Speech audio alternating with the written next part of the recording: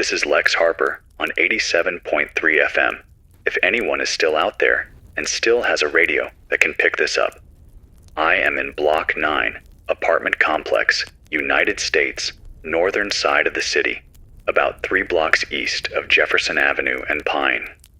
I am on the 15th floor, Unit 1507, sitting on the floor by the living room window with my back against the wall, because the couch is too close to the hallway, and the hallway scares me now. It's just after 2 in the morning, I think. My watch died yesterday, and the wall clock stopped when the main power went out, so the time is from the little screen on this portable radio rig. The air inside the apartment is cold and sharp, like outside air leaking through every crack.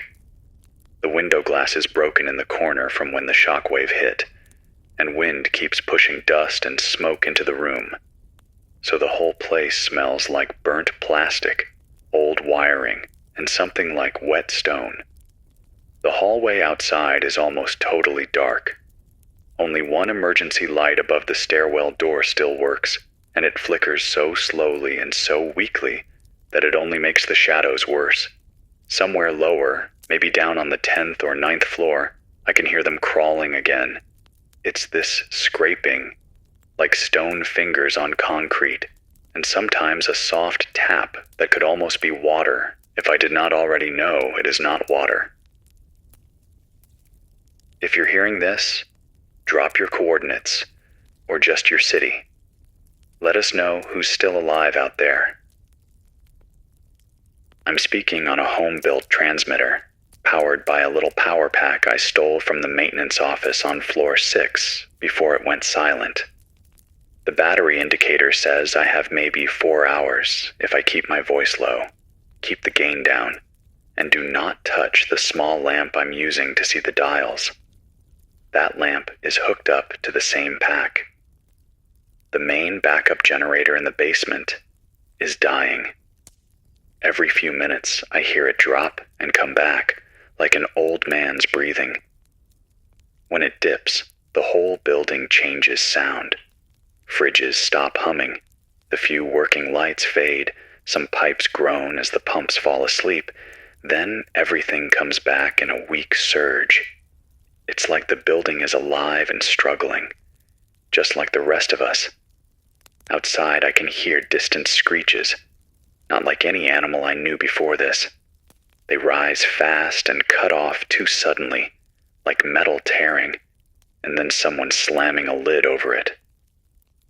Those sounds echo up the stairwells and through the empty apartments, rolling up the walls until they reach my door and slide under it like cold air.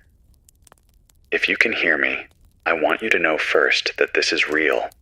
I know how it sounds. If I heard myself 3 days ago, sitting with a beer in front of the TV in 907 with my neighbors watching the game and complaining about rent, I would have laughed and turned the dial. But this is real. The sky really opened. The pods really fell. The military really lost. The networks really went dark. And there are creatures in this building that are not from this planet, moving through the stairwells and ceilings like spiders made of stone and light.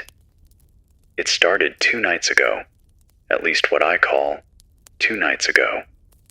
Before that, there were signs, but we did not want to believe them.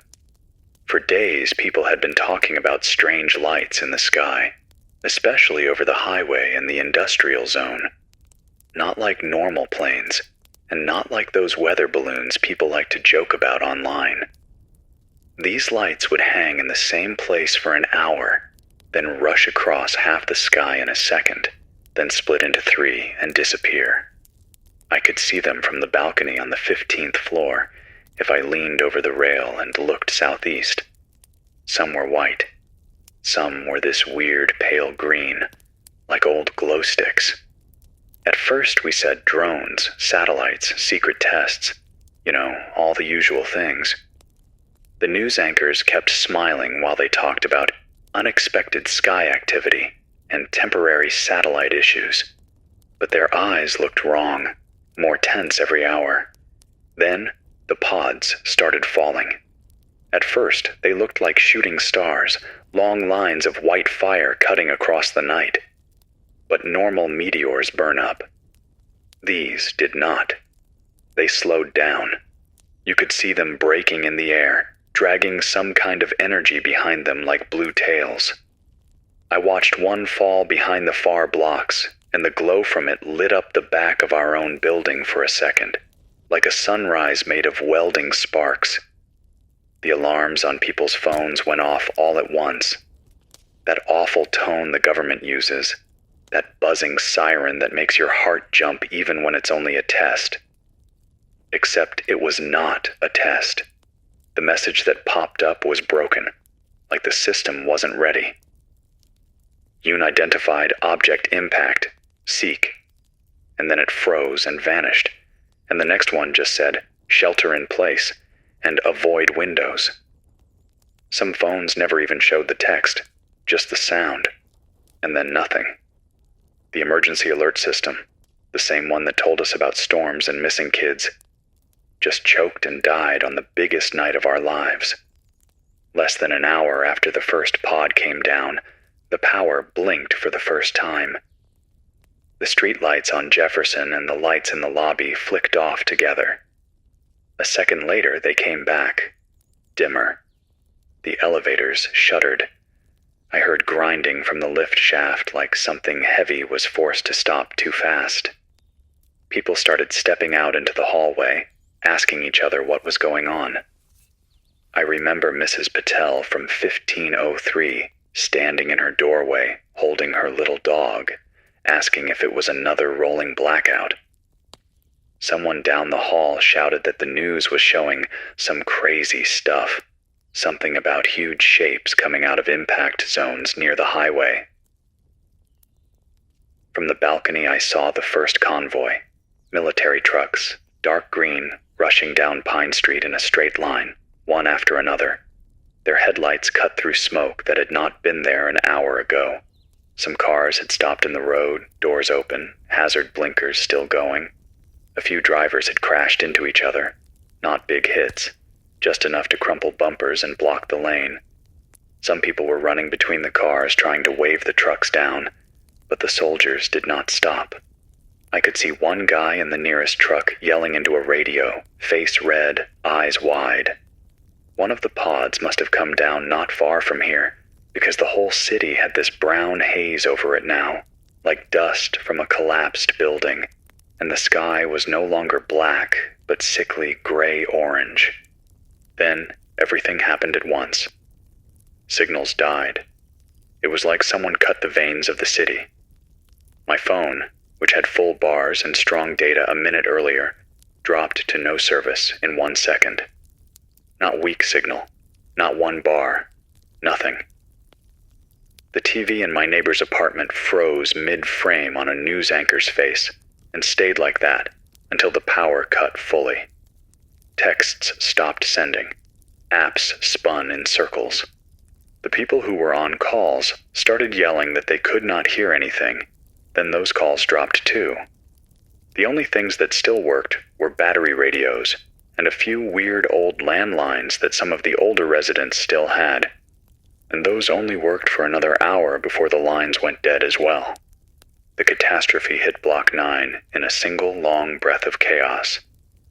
There was this low rumble first, like a storm far away, but it didn't sound like thunder.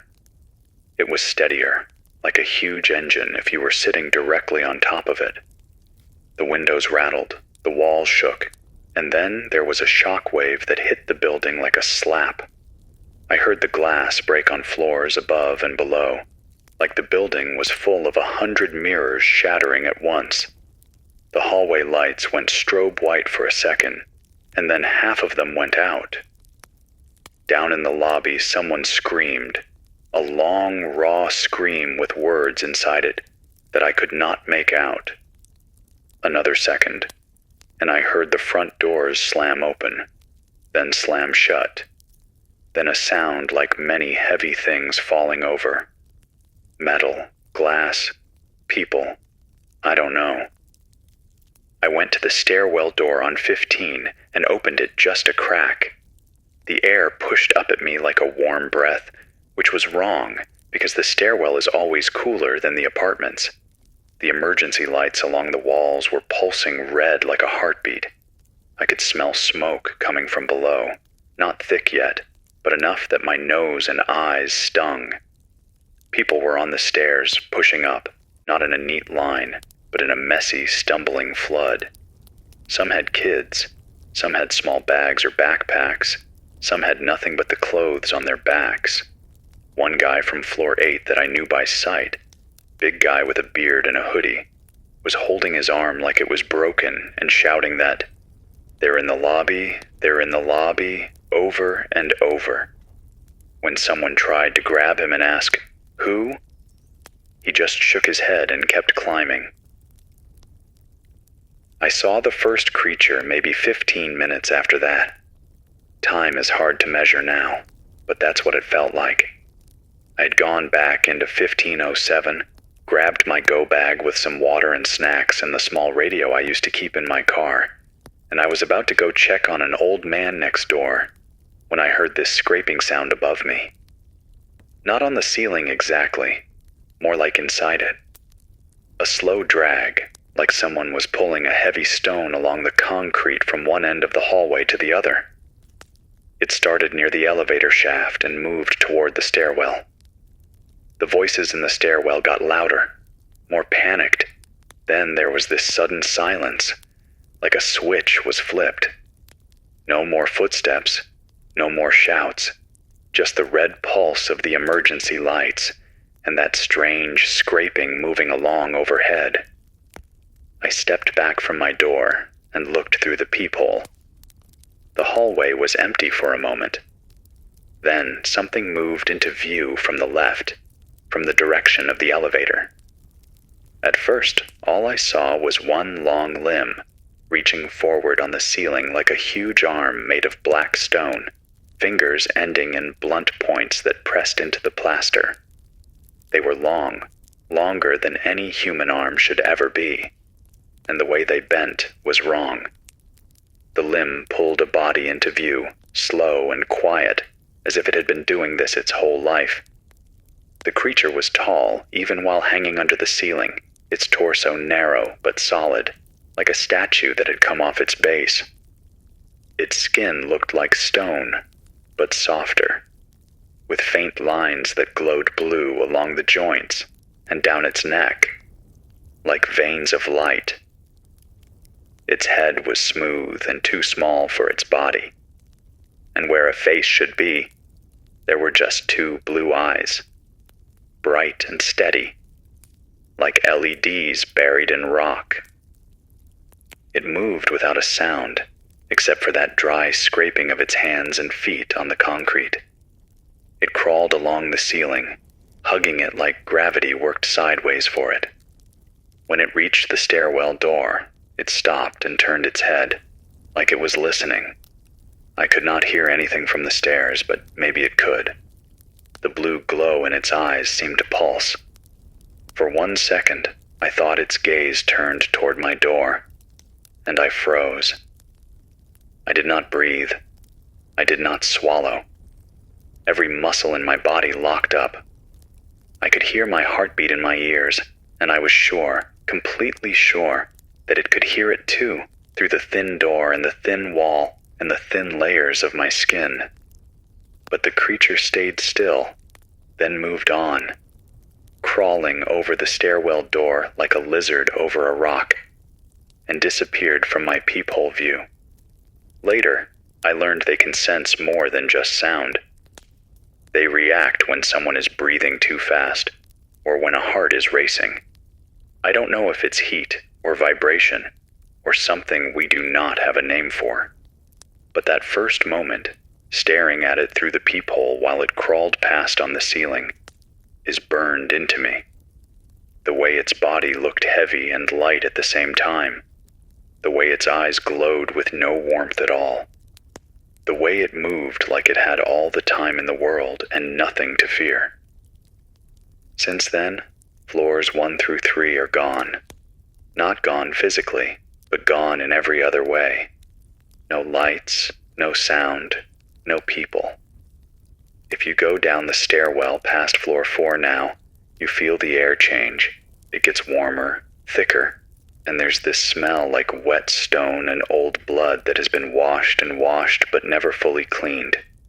Pipes down there leak onto the steps and drip through the rail gaps, so when you stand still, you hear water falling.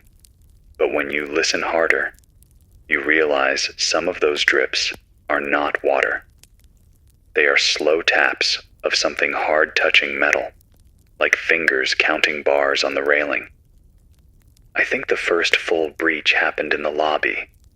Someone said a pod hit the street in front of the building and rolled right up to the glass doors before opening. Others said they saw shapes climbing out of the storm drains instead, long limbs pulling stone bodies out of the dark. I was on 15 when it happened, so I did not see the beginning, only the wave of people running and the way the noise changed. The usual building sounds, kids yelling, TVs, someone cooking, someone playing music too loud, got swallowed by sirens, breaking glass, and those sharp screeches from below. Someone on floor 2 started shouting for everyone to get into their apartments and lock the doors, but then their voice cut off mid-sentence with a sound I cannot forget. Communications collapsed over the next few hours. First the phones, then the internet, then the TV signals, then even some of the radios. We had a few battery radios among the neighbors, and we all tuned them to different frequencies at first, trying to find some station that was still stable.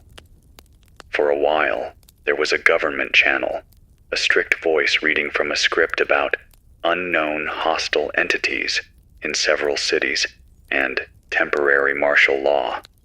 The voice told people to stay in their homes, avoid windows, and wait for soldiers to come door to door.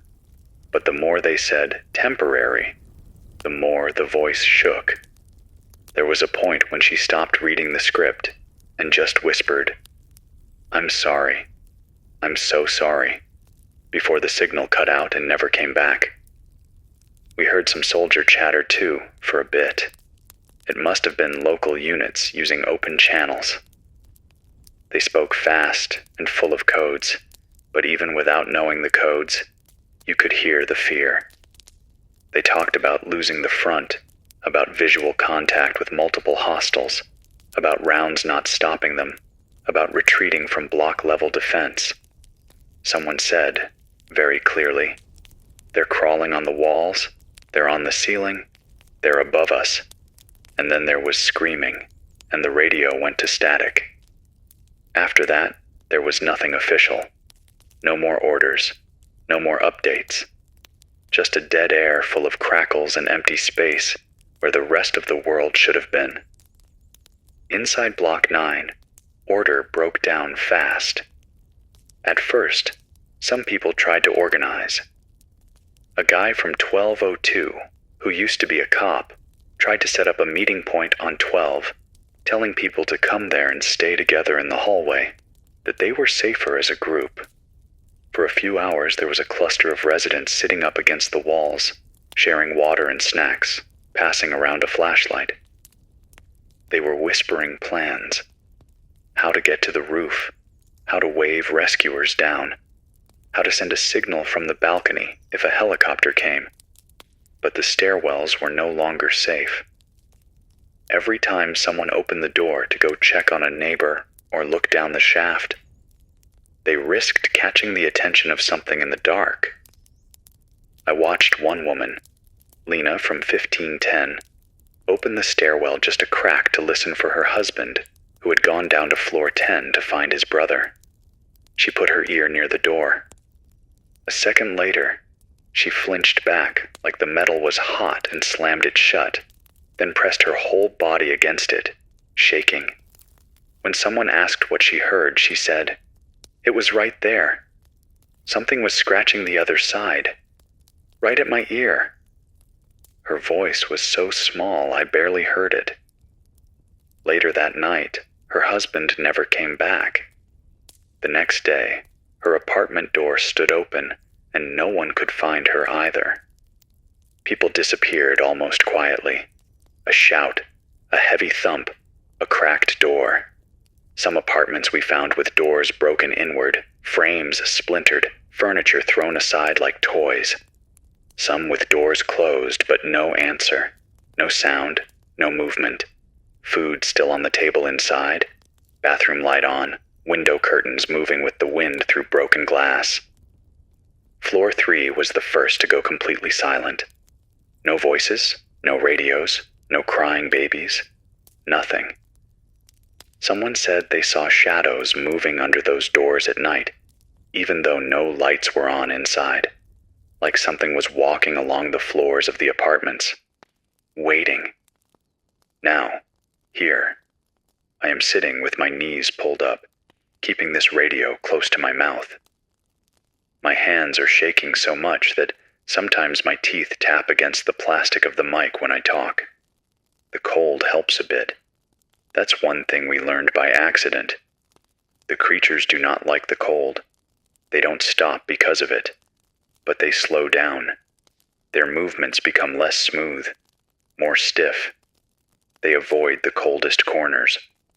On the upper floors, where more windows broke and more wind comes in, you see them less often. That's why I stayed on 15 instead of going down to join the group on 12.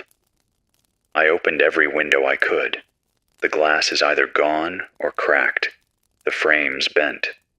The air that comes in is icy, even though it's not full winter yet.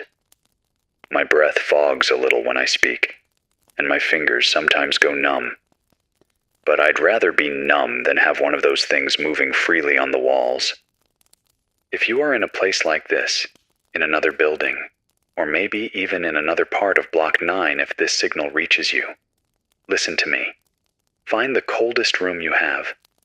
Open the windows if it is safe to do so without leaning out.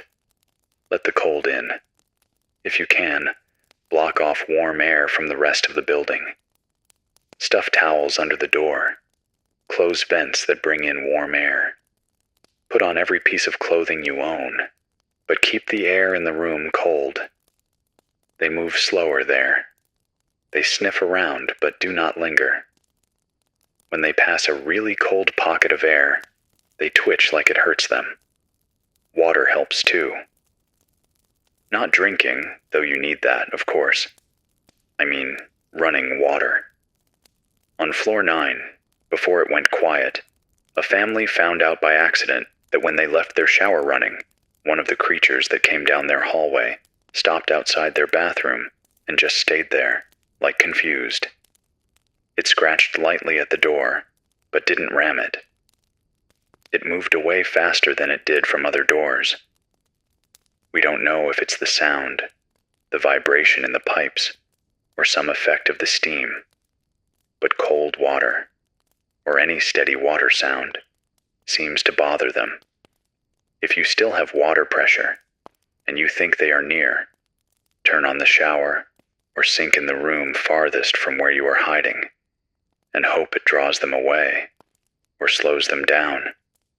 There is something else that bothers them, and it's the reason I'm risking this broadcast. Radio static.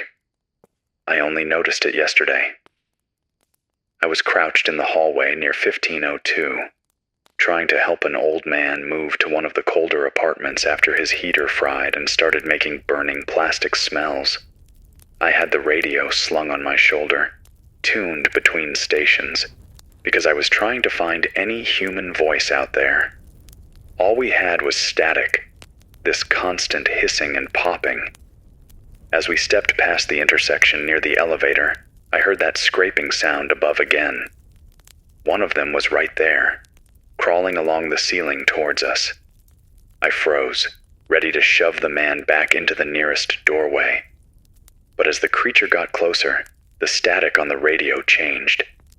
It started spitting harder, louder, like the noise was reacting to the thing. And then the creature stopped. I swear it stopped mid-crawl, hanging there like a huge lizard nailed to the concrete. Its eyes flared bright once, then dimmed. It tilted its head toward the radio, not toward us. For maybe 5 whole seconds, it stayed still. And in those 5 seconds, we slipped into 1502, shut the door, and pressed our backs against it, holding our breath. Through the wall, we heard it move again after a moment, going past the door and down the hall.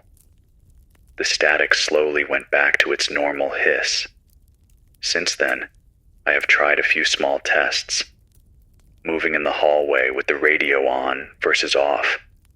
Placing the radio near the stairwell and turning the dial slowly through empty frequencies. They do not like the static. It confuses them, maybe, or hurts them, or distracts whatever sense they use to track us. It does not stop them completely, and I think they are starting to adjust. Yesterday, one paused for a shorter time than before. They are learning, but right now, it still gives us an edge. If you have a radio, even a simple one, and you can spare the batteries, keep it near you, tuned between channels sometimes, especially if you hear them in the walls. I know I sound calm sometimes when I talk about this, but I am not calm. I am scared in a way I did not know was possible. My heart feels like it's always beating too hard and too fast. My lungs never feel full enough. My neck and back ache from sleeping in short bursts on the floor, waking up at every tiny sound, waiting for scratching at my own door. I drink water carefully so I don't have to pee too often, because going to the bathroom means crossing the hallway that leads to the front door, and that hallway feels like a trap now, a place where something is just waiting on the ceiling. The generator in the basement is making a weaker hum now.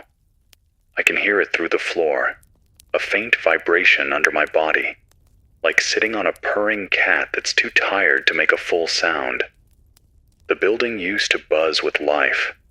Fridges, heaters, TVs, people, lifts.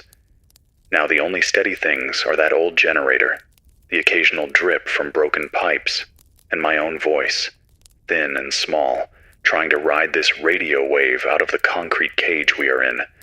Earlier today, before the sun went down. Not that we really see the sun clearly anymore. The sky is just layers of smoke and haze. I tried to reach the roof. A few of us did. There was a rumor that a helicopter had been seen near the hospital on the other side of the river, that it circled low like it was looking for somewhere clear to land. People on 14 swore they saw it through the smoke. So we thought maybe if we could get a flare up there, or a big bright sheet, or just wave and scream, someone would see us. The stairs from 15 to 16 were clear, or as clear as they get now, which means just dirt and dust and a few drops from the pipes. But no blood, no claw marks in the walls, no strange blue smears that glow in the dark. We moved slowly, keeping one hand on the rail, one hand on the wall, ears straining for the scraping sound that means we should freeze and back away. On 16, we met a door that looked like it had been hit by a truck. It was bent inward, frame crushed, metal warped. There were long, deep grooves in the door, and the wall around it, like something with very strong hands had grabbed it and squeezed. Beyond that door is the access to the roof. Or was. Now the door will not open more than a hand's width. Through that gap, we could feel cold air rushing down and hear the faint roar of the wind outside. For a second, we smelled fresh air, not the stale mix of smoke and dust inside. It was like someone held a memory under our noses. Rain on concrete, clean winter days. We tried to push the door wider, but it stuck at the hinge, twisted. We don't have tools. The maintenance guy had them in the basement, and no one wants to go near the basement anymore. We did not stay there long. While we were trying to shift the door, we heard the scraping again, not above us this time, but below. Something was coming up the stairwell from 15, way they move when they are not chasing. We looked at each other, eyes wide. No one needed to say anything. We moved as quietly as we could back down the stairs, keeping our backs to the wall, stepping over the spots where the rusted rail bit into the concrete. I kept my radio on in my jacket pocket, tuned to a dead zone, letting the soft hiss follow us like a pet. The scraping noise stopped for a second when it was near us, then started again, slower. Maybe we bought ourselves a few seconds with that, maybe not. But we are still alive, so I keep the radio.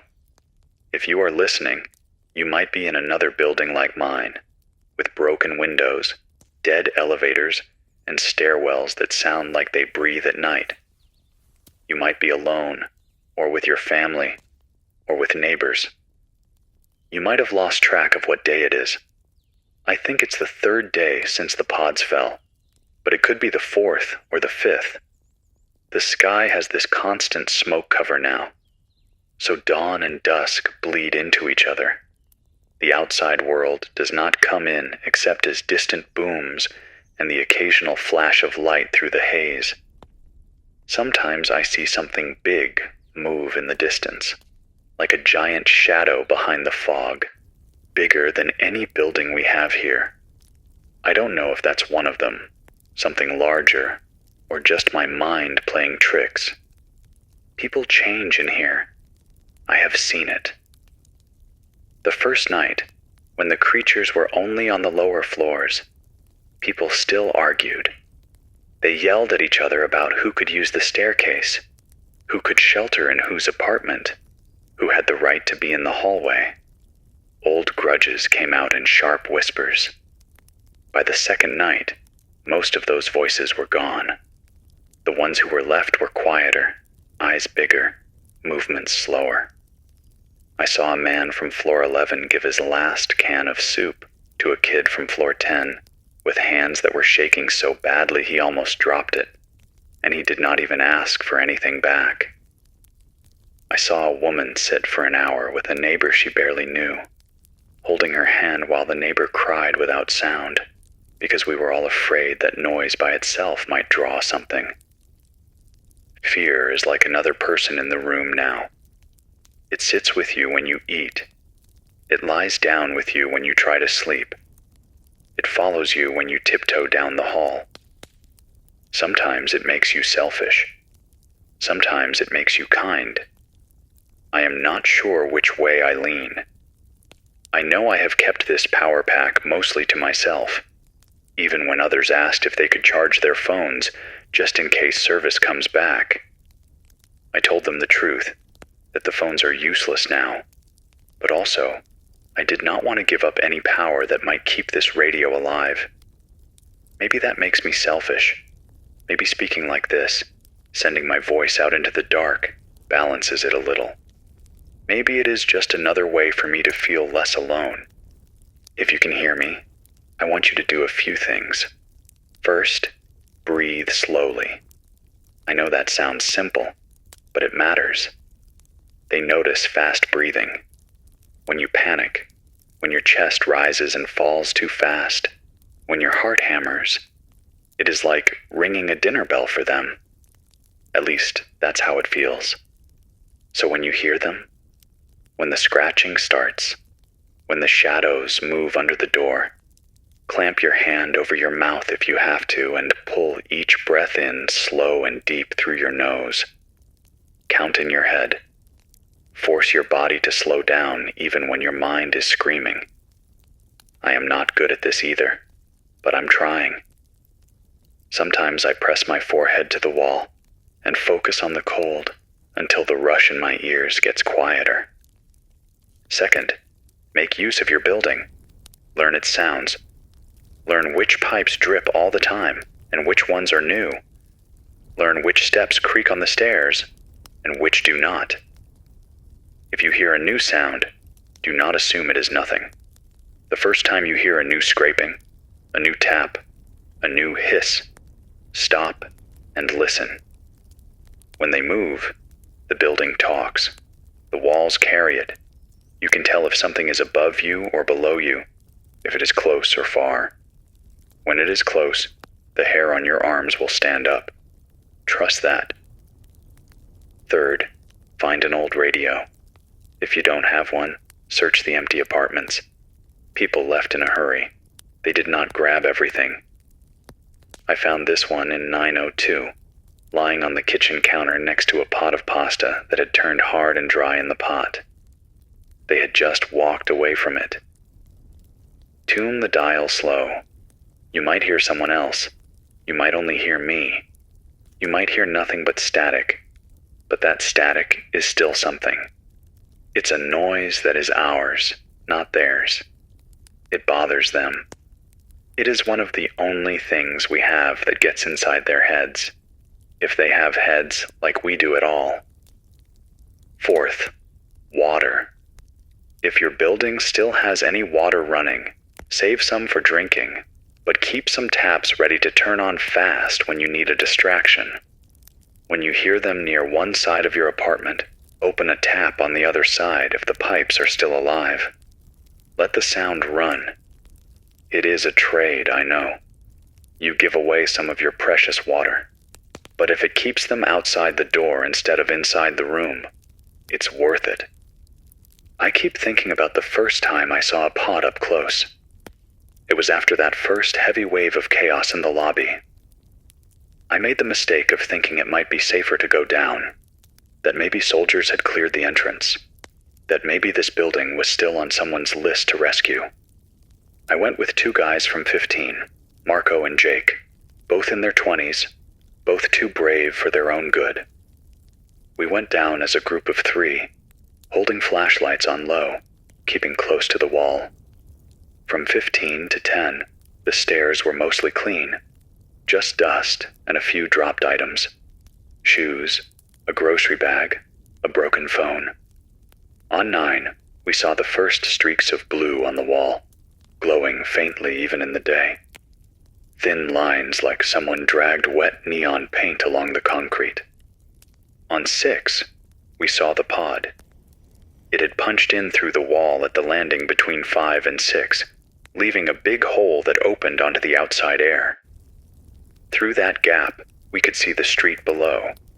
Cars still, some crashed, some with doors hanging open.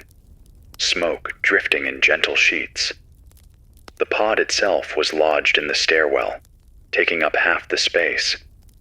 It was bigger than a car, maybe the size of a small truck, with a surface like dark stone and glass melted together. Parts of it still glowed blue in thin lines that matched the lines on their skin. The thing had split open along one side, like a seed pod that had already released whatever it was carrying. Inside, the walls were smooth and slick, with streaks of that same blue light. It was empty. Marco said, "So, this is where they came from," in a voice that tried to sound cool and failed. Jake wanted to get closer, to touch the inside and see if it was still warm. I grabbed his arm and stopped him. I don't know why, but the thought of putting my hand inside that empty shell made my stomach twist. We did not see any creatures there at that moment, but the air around the pod felt thick, as if something unseen was still clinging to it. We heard scraping above us, faint but growing. Without even talking about it, we turned and went back up. On 8, the scraping stopped. On 9, we heard a scream from below, from somewhere near the pod, cut short with a sound like someone snapping a dry branch. We did not go back down. Since that day, the lower floors have been theirs more than ours. They move like they own the place. We are squatters in our own homes now, hiding in the cold spots, in the corners where the wind finds us and the static can ring. I don't know how many of us are left. On 15, I know at least 3 other apartments still have people in them. I hear them sometimes. A cough, a soft curse when someone stubs their toe in the dark, a baby's whimper quickly muffled. On 14, sometimes I see a flashlight beam under a door when the stairwell light does its slow pulse. On 16, I haven't heard anyone in a while. Maybe they are just quiet. Maybe they are gone.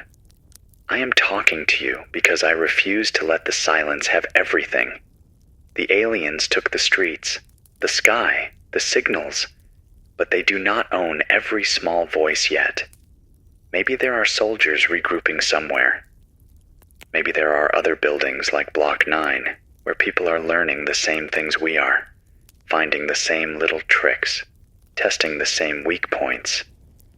Maybe someone out there is collecting these broadcasts, mapping them, looking for patterns, planning a pushback. Maybe that is a dream. But even if it is only you, sitting huddled by some broken window in a city I will never see, tuned to 87.3 FM by chance, this matters. The generator just dropped again. I felt the floor tremble, and the dim orange glow from somebody's last working lamp in the opposite building winked out and then back. I know you can't see what I see, but try to picture it. I'm in a half-dark room. Walls painted a color that looked cheerful when everything was normal, but now just looks sick in the low light. My coffee table is flipped on its side, pushed up against the front door as if that would stop anything with stone fingers and that kind of weight. My couch is shoved under the main window, its cushions ripped open so I could stuff them into the cracks where the glass broke. The air that slips around them still finds my skin. Every time a gust comes in, the curtains move like someone is standing behind them and breathing. I keep staring at the crack under the front door. When the hallway light on this floor flickers, that crack glows a bit, then fades. Sometimes I think I see shadows moving on the other side. Sometimes I hear that slow, patient tap, tap, tap, like something testing the wood, counting the seconds of my courage. If this broadcast cuts out suddenly, if my voice stops mid-word, know that I tried to give you as much as I could before that happened. Until then, I am still here. My name is Lex Harper. I am in Block 9, 15th floor, apartment 1507. The temperature in here is cold enough that I can see a thin puff of breath when I exhale. My fingers are numb, but I am holding the mic as steady as I can. There is smoke in the air, but I have gotten used to the taste. The building around me is wounded, full of holes and strange blue marks, but it is still standing, and as long as it is standing, I will keep talking as long as this battery lets me. If you are out there, breathing slow in the dark, listening, you are not alone, no matter how much the silence tries to tell you that you are. I keep telling myself that talking into this little radio is the one thing keeping me from falling apart, and maybe that's true, but there are moments when the silence around me feels so heavy that even my own voice sounds like it doesn't belong here anymore. A few minutes ago, before I switched the transmitter back on to keep talking to you, the whole building went still, completely still. No pipes ticking, no distant screeching drifting up from the lower floors, no scraping from above or below. Even the wind paused like the whole world was holding its breath. That kind of silence is worse than any sound the creatures make, because at least when you hear them moving, you know where they are, or you can guess how close they are. But when everything stops, when even the generator stops humming in the floor, you feel this pressure in your chest, like something is about to happen. I sat here with my hand on the radio switch, trying not to breathe too loud, staring at the door so intensely my eyes began to water. I kept swallowing because my mouth was dry, and every swallow sounded to me like a huge echo in the room, even though it wasn't. For a moment, I thought someone was pressing their ear against the other side of the door, listening for me, listening for anything alive. But then the generator coughed again. The wind returned in a thin whisper through the window cracks, and far below something made a low, vibrating moan that echoed through the building, like it was reminding us that silence never lasts here. I don't know if the creatures cause the silence on purpose, or if they simply stand still sometimes, waiting for us to move.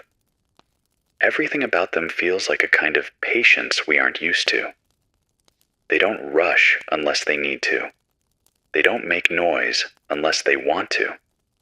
They move like they understand the shape of every dark corner in this building.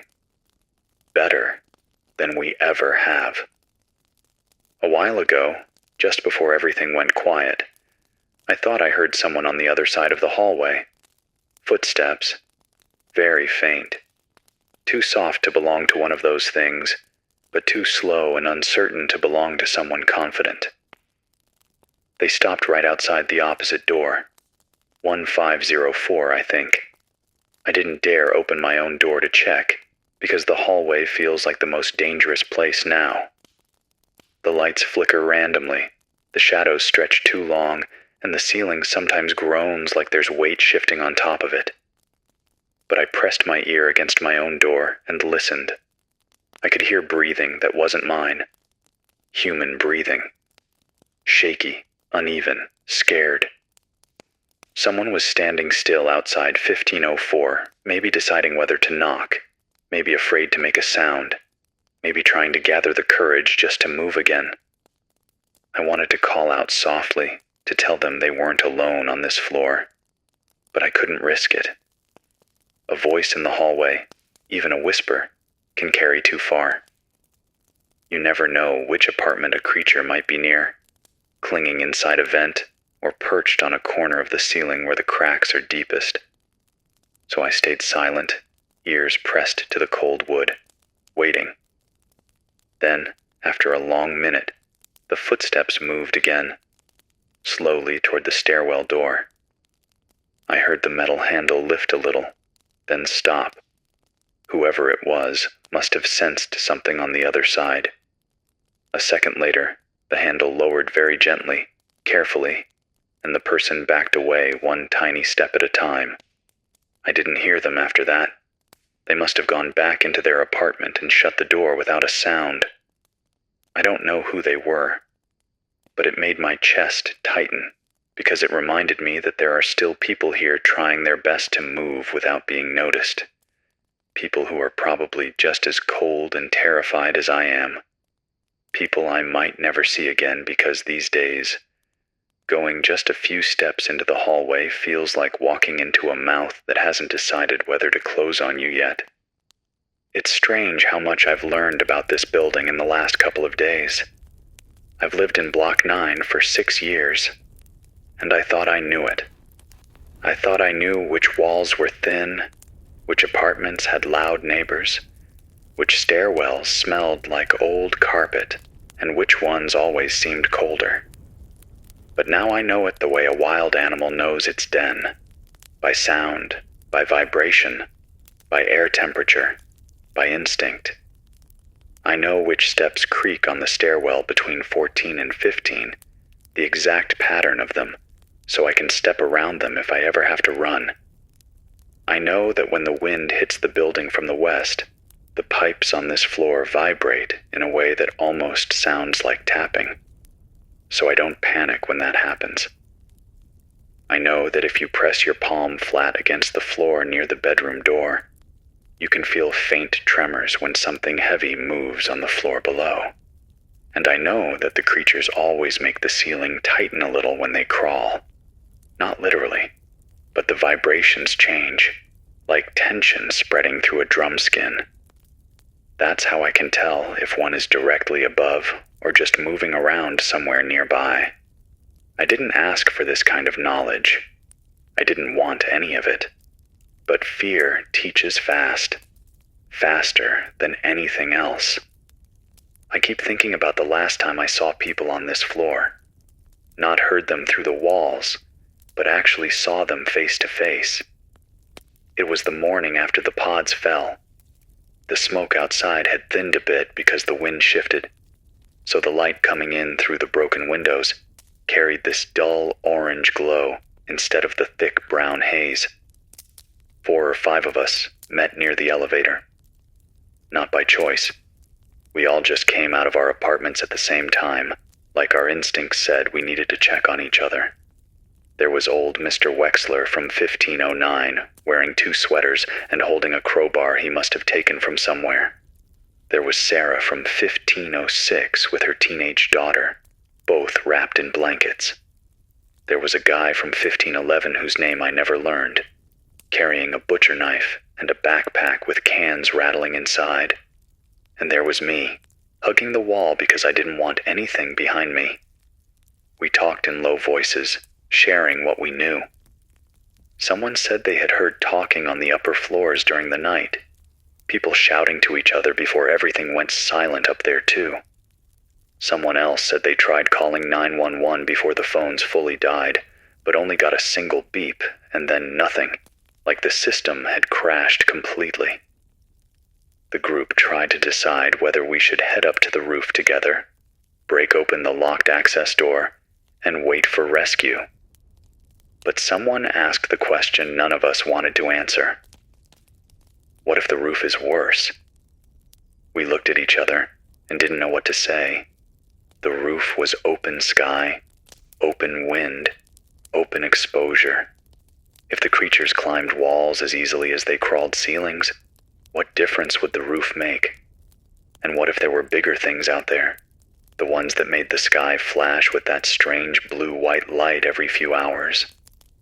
Eventually, we just drifted back into our apartments, like leaves blowing away from each other. Everyone chose their own little corner of the building to die in or survive in. I haven't seen any of them in person since that moment. Earlier today, I thought about trying to leave this apartment for real, not just creeping to the stairwell or checking the hallway, but really leaving, going down the stairs all the way, escaping the building. But what would I even be escaping into? Every time I get close to the window and lean out just enough to see the street, I see shapes moving below. Not people, not animals, something else. Long shadows sliding between the cars, sometimes crawling over them. Sometimes I see a creature lift itself up on a street lamp like it's testing gravity, and the lamp bends under its weight. Sometimes I see flashes of blue light as something skitters across the pavement so fast I can't track it. And further away, beyond the smoke, I see other things. Larger, round shapes moving behind the haze, as tall as buildings or maybe just floating above them. I'm afraid to stare too long because the creatures seem to sense when someone is watching. I once leaned out too far, trying to see if any soldiers were still near the big intersection by the bus stop, and something on the 4th floor balcony across from me snapped its head upwards so fast I almost lost my balance, pulling back inside. Its glowing blue eyes caught just a sliver of the fading light, and I slammed the curtains shut before it could climb up toward me. I didn't go near the window for hours after that. Food is running low here in 1507. I have maybe 2 cans of soup left, half a bag of rice, and 4 bottles of water if I don't count the one I keep next to the radio. I could risk going into another apartment to search for more, but the safest ones with cold air and broken windows were probably looted already by other survivors. The ones that are untouched are the ones deeper inside, warmer, darker, the ones the creatures prefer. People say they drag some of the bodies to the warmest rooms, as if heat helps them do something to the bodies afterward. I don't want to think about that too much. I already walked past one door that was half open and smelled something inside that made me step back fast without even checking. A wet, thick smell, like rotten mud and steel. I'm not opening any door that smells like that. I think about the outside world a lot while I sit here. What's happening in the other apartment blocks, the other neighborhoods, the other cities?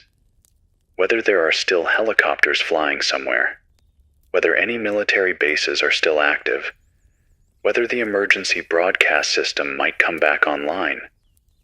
I keep turning the dial through every frequency over and over. Sometimes I catch a sound, but it's always just static or a faint hum, never a human voice. Once I thought I heard someone say something, a single word, faint like a sigh, north. I'm still not sure if it was real or if it was just 2 bits of static lining up by accident, but I keep listening. I keep hoping, because the idea that everyone outside this building is already gone is too much for me to carry. One of the strangest things about being trapped here is how time doesn't feel real anymore. When the phones died and the clock stopped and the sun disappeared behind smoke, it became impossible to tell if a full day had passed or if it was just the same few hours looping. The building stays dim all the time, the air stays cold, and the sounds repeat in unpredictable waves. There are moments when I feel like it's been weeks since the pods fell, and other moments when I feel like maybe it happened yesterday, and I just dreamed the rest. My body feels older, heavier, like every hour in this place ages you. I think the creatures mess with our sense of time too. They move so slowly at moments you think they're statues, then so fast you can't understand how their bodies bend like that. Sometimes it feels like they listen to our rhythms, our patterns, and match them just to confuse us. I am going to tell you something I haven't told anyone, because talking about it feels like opening a wound. On the first night, when the shockwave hit and the pod landed near the street, I saw something in the lobby. Not one of the creatures. I saw those later. I saw a woman holding the hand of a small boy, maybe 7 or 8 years old. They were running toward the glass doors, trying to get outside, maybe thinking the street was safer than the building. A soldier out there, one of the last in the convoy, shouted for them not to come out, that something was moving under the sidewalk, that they had to stay inside. The woman didn't know what to do. She held the boy tighter and stepped back, but the ground under the street cracked open like someone punched it from below. I didn't see what came out. Exactly. Just a huge shape that rose too fast, like a wave hitting a wall. The soldier fired his rifle, and the sound echoed all the way up to the upper floors. The shape didn't flinch. It didn't even turn. The soldier backed away, shooting again and again. Then something hit him so hard, his body flew sideways into a parked car. The woman screamed, grabbed her son, and ran back inside. The thing from the ground didn't follow them into the lobby. It moved the other way, toward the intersection, but the ground shook when it did. I don't know what it was. I don't know if it was the same kind of creature as the ones inside the building, or something much bigger. Maybe one of the things that brought them here. But I can still hear the woman scream, and the way the boy yelled, "Mom! Mom!" while she dragged him back inside. I never saw them again after that night. I don't know if they're alive or hiding or gone. Sometimes I think I hear a child crying far away on a lower floor, but when I listen harder, it always sounds a little off, like something imitating a cry instead of a real one. I don't go toward those sounds. I don't think anyone should. The creatures are clever. They mimic things we care about. They use sound the way spiders use webs. I'm holding this mic so tightly right now that my knuckles hurt.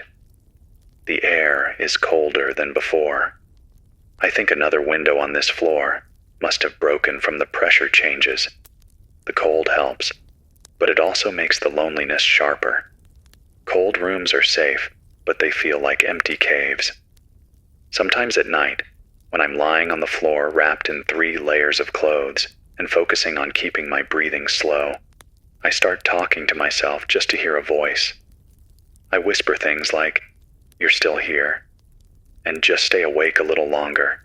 and don't move yet. Sometimes that helps. Sometimes it doesn't. I don't know how long I can keep doing this, but as long as I can keep this radio working, I'll keep talking. Because the alternative is sitting in silence while the world outside changes into something I don't recognize, and I can't do that. Not yet. Maybe not ever. If you can hear me, I need you to do something small for yourself right now. Put your hand on your chest. Feel your heartbeat. Slow it down if you can. Tell yourself you're still alive. Even if you're sitting in a dark room with broken windows and dust everywhere, even if you're hiding behind a locked door while something sniffs at the cracks beneath it, you are still here.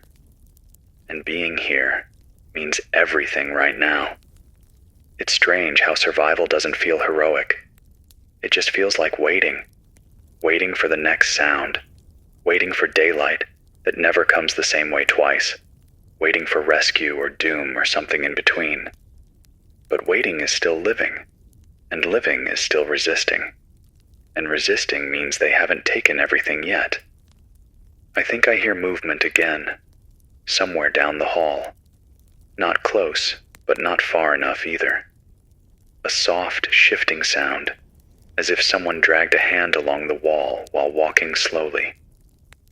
I'm going to stay quiet for a moment and listen. If this broadcast goes silent for a bit, don't panic. It just means I'm trying not to make a sound while something passes. I'll come back as long as I can. I'm still here, still breathing slow, still holding the radio, still hoping you can hear me, still fighting the darkness of this building with nothing but my voice and a bit of static. If you are out there, listening from another place that feels like a cage, know that I won't stop talking until I have no choice. And if you can answer, even with just a faint signal or a little burst of static that means you're trying to reach me, I'll keep the dial open for as long as my battery lasts. I'm still speaking softly because whatever was moving out there hasn't gone far. The air in the hallway keeps shifting, like someone is brushing past the walls. The cold coming in through the window is steady, but the air under the door feels warmer, and that usually means one of them is somewhere nearby. They bring this heavy warmth with them, like the air thickens when they're close. I don't know if it's their bodies or something they give off, but it feels wrong against the skin, like stepping into a room where someone has just been breathing too fast. A few minutes ago, something touched my door. Not hard, not like it was trying to break in, just a slow push. The wood bent a little, barely, like a gentle test. I pressed my hand against the door and felt it tremble under my palm. Then the pressure faded. Now the sound has moved farther down the hall. I think it's going toward the stairwell. I'm not going to move until at least 5 full minutes pass in silence. That's a rule I made for myself yesterday. Don't move until the air has been still long enough for your heartbeat to calm. Fear makes you act too fast, and every time someone here acted too fast, they disappeared. I need to tell you about what happened earlier today on 14. I haven't told anyone this, and I don't think the people on that floor know I saw it. After trying the roof again, I went down to 14 because I thought I heard someone calling quietly. A soft please that floated through the stairwell like a breath. I didn't know if it was real or if the building was playing tricks again, but I couldn't ignore it. I stepped onto 14, and the hallway there was darker than usual. The emergency light was completely dead. The only light came from a broken window at the far end, where the curtains were dancing in the wind. I kept close to the wall, holding the radio low but still tuned to static in case I needed it. The air felt heavy and strangely warm, and there was a faint smell I couldn't place at first. Damp, earthy, like soil after rain, mixed with something metallic. At the middle of the hallway, I saw a shadow move inside one of the apartments. It was slow, not like a person pacing, but like something shifting its weight. I tried to back away without making sound, but my foot hit a piece of broken picture frame on the ground, and the crack it made was loud enough to echo. The shadow froze. Then it turned. I didn't run. Running is death here. Instead, I pressed my back to the wall and pressed my thumb over the radio dial, nudging it into a deeper static. The hiss sharpened. The shadow stopped in the doorway. I saw 2 blue lights rise to eye-level height. The creature stepped out slowly, moving like it wasn't sure what it heard. Its limbs were long and bent in ways that make your stomach twist. The ceiling didn't creak. That's how I knew it wasn't on it yet. It was walking. That's somehow worse. When they walk upright, their heads tilt like they're sniffing the air. One of its arms brushed the wall, and the sound it made was like stone dragged across sandpaper. I held my breath until my chest hurt, and the static hissed against the dim hallway. The creature lifted its head slightly toward the radio, eyes brightening. It leaned forward, 1 step, then another, then... It stopped. Its limbs shifted, as if confused. It turned its head sideways like a bird trying to understand a strange noise. The static worked, at least enough to slow it. I slowly, very slowly, slid my foot backward, inch by inch, until I reached the stairwell door. When I finally slipped through it and pulled it closed without sound, my knees were shaking so badly I had to sit on the stairs for a full minute before I trusted myself to move again. I don't think the people in that apartment ever knew it was waiting near their door. I didn't knock. I couldn't risk it. I don't know if they're still alive. There's something else you need to know. Something I've been scared to say out loud because saying it makes it real. I think the creatures are changing. Not all at once, not dramatically, but the way they behave is different from the first night. At first, they moved mostly on ceilings and walls, avoiding floors unless they were chasing something. They didn't make much sound, just scraping and tapping. Now they make different noises. Yesterday on 12, someone said they heard a deep clicking sound from the stairwell, slow and rhythmic, like something counting. On 13, someone swore they heard one of them breathing. They said it sounded like air pulled through grit.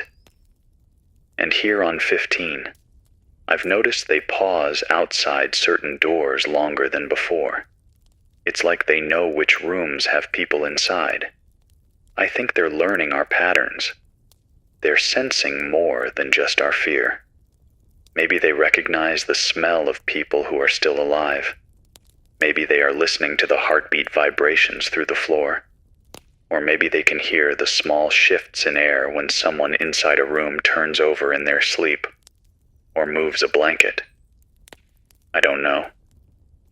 But their pauses have gotten longer, and every long pause makes my skin crawl. I can't stop thinking about something that happened late last night. I was half asleep on the floor, wrapped in my jacket, when I heard faint breathing that wasn't mine. It sounded close, too close, like someone was on the other side of the door trying not to cry. I kept still, eyes open, staring at the door. Then I heard a tiny whisper, so soft I thought maybe it was in my head, saying, "Are you awake?" My blood froze. I didn't answer. I didn't even blink. The whisper came again, a little louder.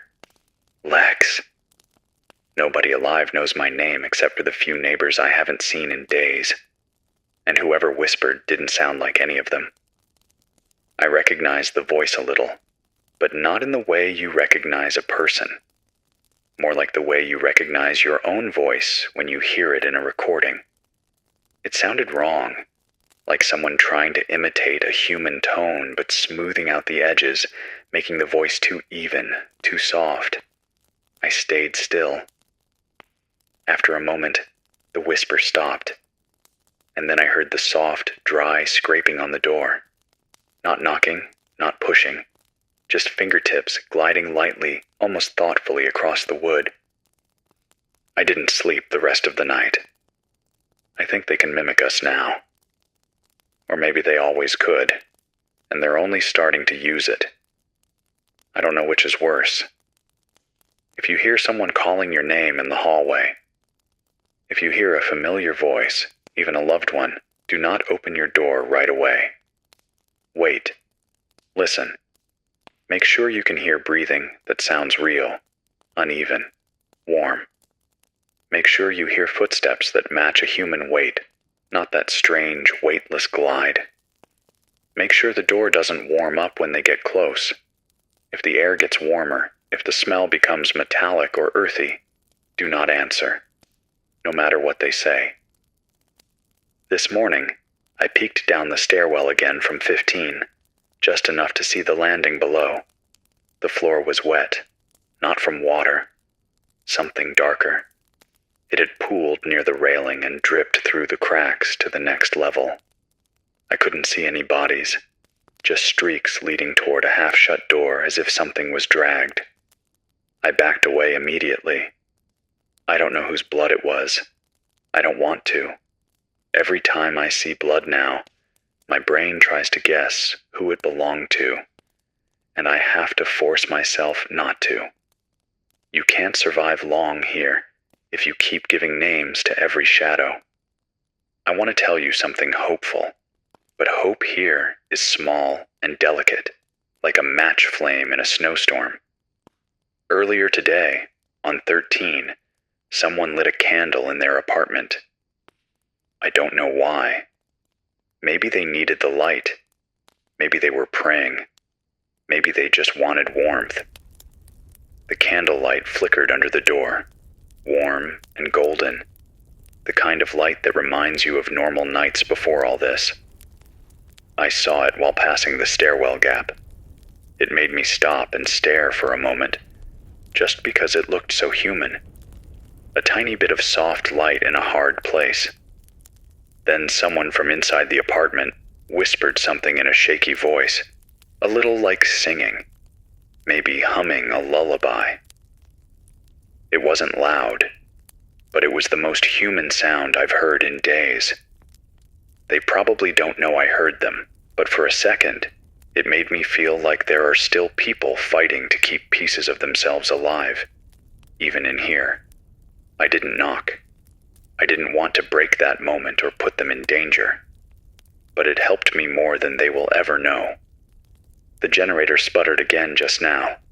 The lights flickered and buzzed, and a warm pulse ran through the wall behind me. That means somewhere downstairs, something big shifted. When the generator struggles, it's because the building's electrical veins get disrupted by something moving through the lower levels. Maybe it's another one of the large shapes, the ones that sometimes move through the street. Or maybe it's just several smaller ones moving in groups. I hope the generator holds at least until morning, or whatever morning means now. Sometimes I think about what I used to worry about before all this. Rent going up, the elevator breaking down, the neighbors arguing, the grocery store running out of my favorite cereal. Those problems feel like memories from someone else's life. A life that had too much noise and not enough awareness of how good that noise was. If I could have one moment from that life back, just one, it would be waking up on a normal morning, warm sunlight coming through the window, hearing people talking in the hallway, hearing a baby crying, hearing the elevator ding, hearing cars honking. I miss the noise. Silence here feels like standing on the edge of a cliff with your eyes closed. If you're listening, wherever you are, I want you to understand this. You surviving right now is not meaningless. Even if it feels like the world collapsed, even if you feel like the last beating heart in an empty city, you matter in this moment. You matter because the creatures haven't taken you. You matter because someone somewhere might hear this too. You matter because fear hasn't crushed you yet. Staying alive here is work. It's exhausting. It makes your bones feel heavy, your eyes burn, your heart beat louder than it should. But if you're still here, still listening, still breathing slow, you're resisting. That's something real. Hold on. Something is moving in the stairwell. Closer than before. Slow. Deliberate. The metal of the railing just made a tiny vibration. I'm going to keep my voice low. I think it's on 14 or maybe starting up toward 15. The generator hum just dipped again. The air under the door is warming up slightly. Just slightly, but enough for me to feel it on my fingers. I'm gonna wait. Just wait a moment. If the scraping starts again, I'll stop talking until it passes. Don't panic if the broadcast goes quiet for a bit. Silence means I'm hiding, not gone. I hear it now. Soft. Slow. Climbing. I'm still here. I'm not moving. I'm breathing slow. I'm holding the radio close. I'll keep talking as long as I can. I'm keeping my voice low because the thing that was moving in the stairwell hasn't fully left yet. I can still feel a faint tremor in the floorboards, like the weight of its limbs is pressing into the building one slow step at a time. The warmth under the door faded for a moment, then returned in a thin wave, like heat from a hand hovering close, but not touching. I keep one hand on the radio and the other near the crack on the floor, feeling the air shift through it. When they get close, the air changes in a way that doesn't feel natural. It thickens, like humidity mixed with fear. I can't describe it well, but you know it when you feel it. It makes your heart beat in your throat. And right now, that feeling keeps coming and going in slow pulses, which means something out there is pacing. Not hunting fast, not rushing, just pacing. Sometimes that's worse because it means they're listening, or waiting, or scanning. While I wait, I need to tell you about something that happened last night. Something that keeps replaying in my mind, even when I try not to think about it. When I was checking the hallway on this floor, carefully, just peeking through the peephole, I saw the door to 1508 move. Not open, not shake, just move slightly like someone inside bumped it. I hesitated, thinking maybe it was one of the neighbors I haven't seen in days. I pressed my ear to the door frame and listened. At first, there was nothing. Then, from inside that apartment, I heard a small click. Not a creature scratching. Not footsteps. A click, like someone turning a switch or tapping metal against metal. Then a second click. I whispered through the door. Is someone in there? Very softly. Probably too softly for a human to hear, unless they were right next to the door. After a few seconds, I heard something answer. 3 knocks.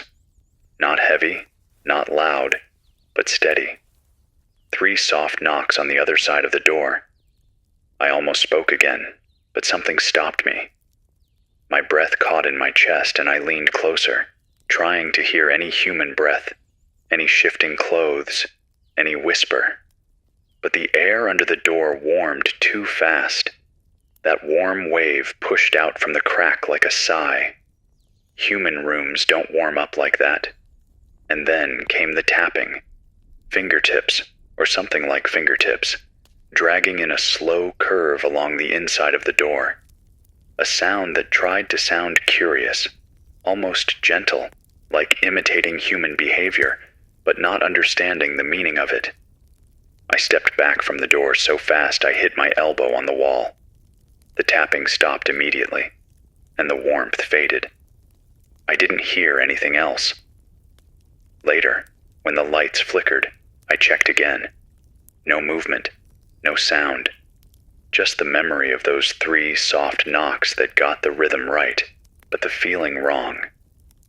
I don't know if the creature in there, or whatever was pretending to be human, knew I was standing on the other side.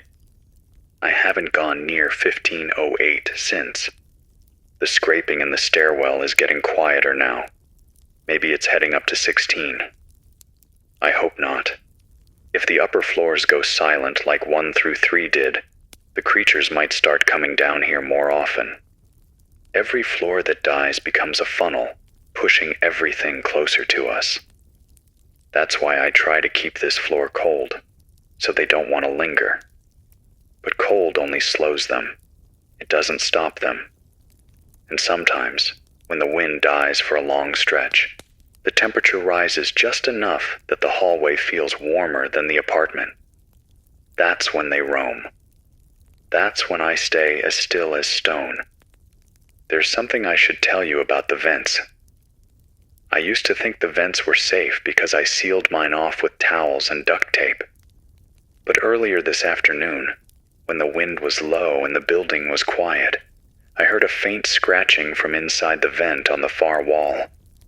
Not loud, soft, like something tiny moving through dust.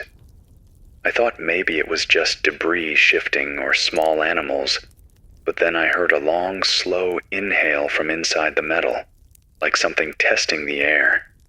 It didn't push the vent cover or try to break through, just breathed.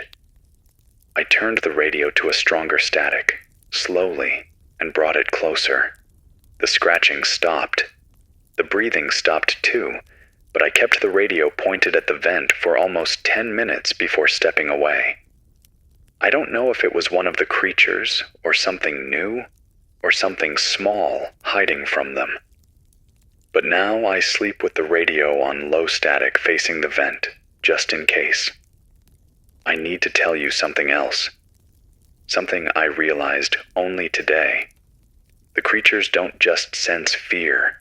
They respond to patterns. Every time someone repeats a movement, like stepping to the same place near the door every night, or opening the same cupboard, or pacing the same path across their apartment, something in the walls starts to respond. I noticed this because yesterday I accidentally knocked over a tin cup that rolls slightly on the uneven floor. It rolled the same way multiple times because the floor tilts a little, and after a few minutes I heard tapping in the wall at the same rhythm as the cup rolling. Not exact, but close enough that it made my stomach twist. Like something inside the wall was mimicking the pattern. I froze completely, and the tapping continued 2 more times.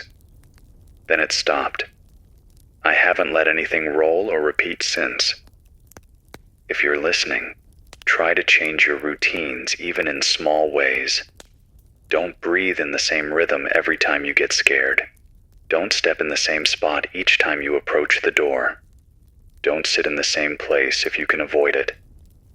Patterns make you predictable. Predictability makes you easy to track.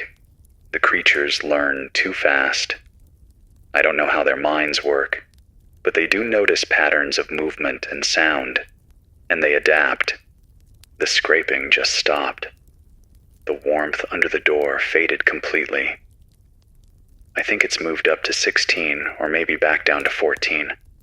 I'm going to inch closer to the door, not open it, just check the air. Hold on. Okay. The hallway air is cooling again. That means it's farther away now. Not gone, but not at my door. For now. I want to tell you about something from before all of this. Something that keeps coming back to me in flashes. Like my brain is trying to hold on to anything normal. It was just a normal day before the lights in the sky started. I was on my balcony, drinking cheap coffee from a chipped mug and listening to music. The sun was warm. People were walking dogs. Kids were yelling in the parking lot. Someone was grilling something on one of the lower balconies. The breeze smelled like bread from the bakery on Jefferson. I leaned against the railing and thought about whether I should finally repaint the kitchen that weekend. That was the biggest worry I had. Paint color. It feels ridiculous now. That entire peaceful day feels like something stolen from another life, but I cling to it because I need to remember that the world wasn't always like this. That maybe, somehow, someday, a piece of that world can come back. But then I remember the moment it all flipped, the moment the sky tore open. I was on that same balcony when the first streak of blue fire ripped downward. It shook the air. Not just through sound, it shook the air itself, like pressure collapsing. Birds scattered in every direction. Car alarms went off. Electrical lines buzzed violently, and then the pod hit the street and rolled toward the building like it was alive. It left a trail of glowing dust behind it. I remember gripping the rail so hard my hand hurt. I didn't know it then, but that was the last moment we saw the sky without smoke. And now here I am, hiding, whispering into a radio in the dark, while something moves between the floors above me. The contrast makes me dizzy sometimes. I need to tell you what I saw on 11. I didn't want to bring it up, but I think it matters. 2 days ago, I crept down to 11 looking for food or maybe batteries. The hallway was cold and quiet, with pieces of insulation hanging from the ceiling. The door to 1103 was open just a crack, enough for me to see inside. The apartment was a mess. Furniture overturned, cabinets ripped off the wall, dishes shattered. But it wasn't the mess that froze me. It was the shape on the far wall. Something had been dragged along it, leaving a long smear of that glowing blue fluid. At the bottom of the smear, on the floor, there were claw marks, but not like the ones from the ceiling creatures. These were wider, deeper, like something bigger had pulled itself upright and then collapsed again. I backed away quietly, but when I turned to leave, I noticed something in the corner. A cluster of small stones arranged in a circle, perfectly placed, deliberate. I don't know if the creatures did it or if someone else left it behind for a reason, but it felt intentional, and I didn't touch it. There's a soft clicking now, not outside the door, above me. It's the ceiling. Something is shifting its weight directly above where I sit. The sound is slow, like it's placing each limb with care. I can hear its joints, or whatever those glowing blue lines are, making a faint crackling sound. If I stop talking, just for a minute, don't panic. I might need to stay completely still. Let me just... hold on. Okay. It moved toward the far end of the ceiling, away from the door. I think it's heading toward the corner above the bathroom. I'm safe for the moment. My hands are shaking, but I'm fine. Just give me a second to breathe. I'm still here. Still with you. Still talking, because if I stop for too long, the building feels too alive. There's something I haven't told you yet. Something someone from 12 once mentioned before that floor went silent. He said the creatures avoid mirrors. Not all the time, but when they're confused or slowed by cold, they hesitate near reflective surfaces, like the reflection bothers them. I tested it with a piece of broken mirror from my bathroom cabinet. I placed it by the hallway corner and checked later. It had been moved, but not smashed. Just turned around so the reflective side faced the wall. I don't know what that means. Maybe they don't like seeing themselves. Maybe they track movement through reflections. I still don't know whether mirrors help or hurt, but I keep mine face down unless I need to use it. The wind outside is picking up now. I can hear it whistling past the broken windows on this floor. It brings in dust, but it also brings in cold. and the cold keeps me alive. I wish I could see the sky clearly again, even if it's full of smoke. I miss stars. I miss clouds. I miss anything that isn't this endless gray. The scraping above me stopped again, but I'm not moving yet. 5 minutes. Always 5 minutes. Slow breathing. Calm thoughts. Static ready. I'll keep talking. I won't stop until I have to. The wind is pushing harder against the broken window now, and every gust carries a faint whistle that somehow feels like voices drifting through the cracks. But I know that's just my tired mind trying to attach meaning to noise. I'm exhausted in a way I've never felt before, deeper than hunger, deeper than fear, deeper than anything I've ever known. My bones feel hollow, my heartbeat feels too loud, and every breath feels like I'm pulling cold smoke into my lungs. But I need to finish this broadcast, because something tells me this might be the last long stretch of time I get to speak. The creatures have been moving differently for the past hour. Faster. More aggressively. The scraping on the ceiling has been replaced with these heavy thuds, like multiple limbs dropping down at once. They're no longer just searching. They're pushing upward, floor by floor, like they're sweeping the building. I can hear them clearly now on 16, and their weight is shaking dust loose from the ceiling above me. That means they'll reach 15 soon. My hands are shaking so hard the mic is tapping against my lips, but I'm still here, still breathing slow, still talking to you. There's something I need to admit before I finish this. Earlier this evening, right before I started this broadcast, I found a message written on the wall near the stairwell on 15. It wasn't written in marker or blood or anything like that. It was written by scraping into the paint with something sharp. The letters were shaky and uneven, like the person who wrote it was rushing, or terrified, or both. It said, "Roof is open. Do not wait." I stared at those words for a long time. Longer than I should have. My throat went tight because I couldn't tell if a human had written it or if one of the creatures had mimicked human handwriting. But the letters were messy, uneven, desperate. It looked human. Someone on 16 must have gotten that roof access door open. Maybe they found tools. Maybe a group worked together. Maybe someone sacrificed themselves to hold a creature back long enough. I don't know. But the words were there, scratched deep, like they wanted anyone who found it to see it. The hope in me reacted before the fear did. My body felt light for a moment, like something inside me lifted. I thought, maybe I could get up there and wave down a helicopter or find a clear line to the river. Maybe I could send a stronger signal. Maybe there are survivors gathering up there right now, trying to call out for help.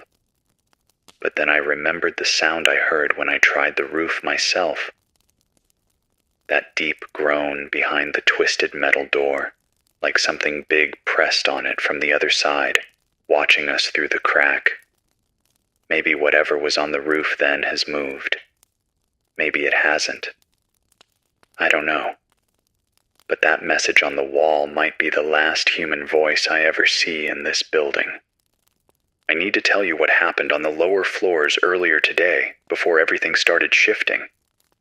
I was trying to reach the maintenance room on 6 again, because I thought maybe there were still some tools or batteries left. I moved carefully, radio tuned to static, staying in the cold pockets of air near the broken windows. When I reached floor 10, I noticed something strange. The walls were warm, not just slightly warm, but warm enough that condensation formed on them even though the rest of the building is freezing. It felt like something massive had passed through recently. The blue streaks on the walls glowed brighter than before, and the air tasted metallic, like breathing in blood. At one point, The floor shook so hard I had to crouch down and hold onto the railing. Something large, something far larger than the usual creatures, moved through the floor below. I didn't see it clearly, just its shadow stretching along the stairwell wall, impossibly long and wide, like a rolling wave of darkness. I backed away quietly and returned to 15. Whatever that thing was, it wasn't roaming alone. Smaller creatures followed it, crawling along the walls behind it, like insects following a queen. Since then, the building has felt different. The creatures aren't wandering randomly anymore. They're coordinating. They're sweeping upward together. That's why I know this might be the last quiet time I get. There's a memory I keep holding on to. Something small, but important. 2 nights ago, sometime after midnight, I heard someone on 14 trying to calm a crying child. The mother whispered, "Shh, sweetie, it's just the building settling," even though she knew it wasn't. Her voice was shaking, and the child tried so hard to stop crying, biting their sobs down into tiny hiccups. That moment stuck with me, because it was the kind of fear that only exists when you're trying to protect someone else. I don't know what happened to them. I haven't heard them since, but the bravery in her voice keeps echoing in my head. People are stronger than they think, even in the dark, even when something is crawling above them.